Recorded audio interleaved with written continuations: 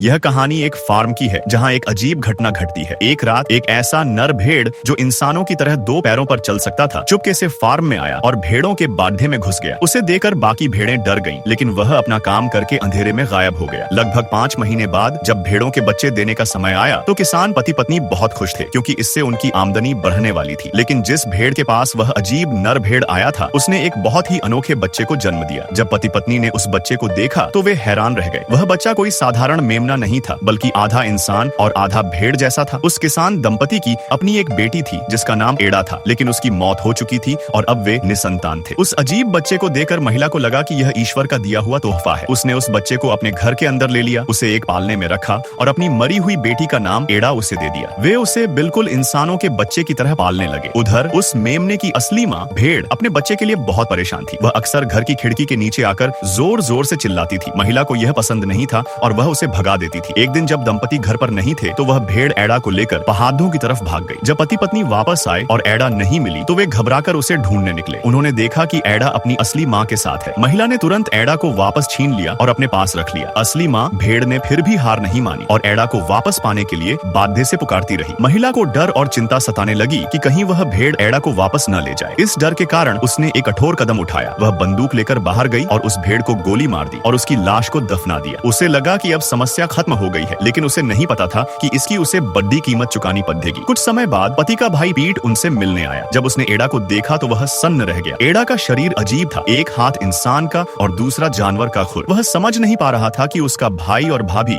एक जानवर को इंसानों की तरह कपड़े पहनाकर और कहानी सुनाकर क्यों पाल रहे हैं। उसने अपने भाई से इस बारे में बात की, लेकिन भाई ने उसे दखल न देने के लिए कहा। शुरुआत में पीट को एड़ा पसंद नहीं थी। एक बार उसने एड़ा को घास खाते हुए देखा तो उसे लगा कि यह सिर्फ एक जानवर है। उसने एड़ा को मारने का प्लान बनाया और उसे लेकर बाहर गया, लेकिन एड़ा की मासूमियत देखकर वह उसे मार नहीं पाया। धीरे धीरे पीट भी एड़ा के साथ घुल मिल गया और उसे परिवार का हिस्सा मानने लगा। लेकिन यह खुशहाली ज्यादा दिन नहीं चली। एड़ा का असली पिता, वही नर भेड़ जो इंसानों जैसा था, अपने बच्चे को लेने आ रहा था। एक दिन जब पीट शहर वापस चला गया तो घर पर पति पत्नी और एड़ा अकेले थे। पति एड़ा को लेकर बाहर गया था। तभी एड़ा के असली पिता, जो एक हाइब्रिड मॉन्स्टर जैसा था, ने पहले उनके कुत्ते को मारा और फिर एड़ा के पालक पिता किसान को गोली मार दी। जब पत्नी गोली की आवाज सुनकर दौड़ी हुई आई तो उसने देखा कि उसका पति खून से लथपथ पद्धा है और मर चुका है। एड़ा अपने असली पिता के साथ जंगल की तरफ जा रही थी। महिला ने अपने पति के शव को पकड़कर रोना शुरू कर दिया। उसे एहसास हुआ कि उसने अपनी ममता और स्वार्थ के लिए एक माँ भेड़ को मारा और प्रकृति के नियम के खिलाफ गई, जिसकी सजा उसे अपना पूरा परिवार खोकर चुकानी पड़ी।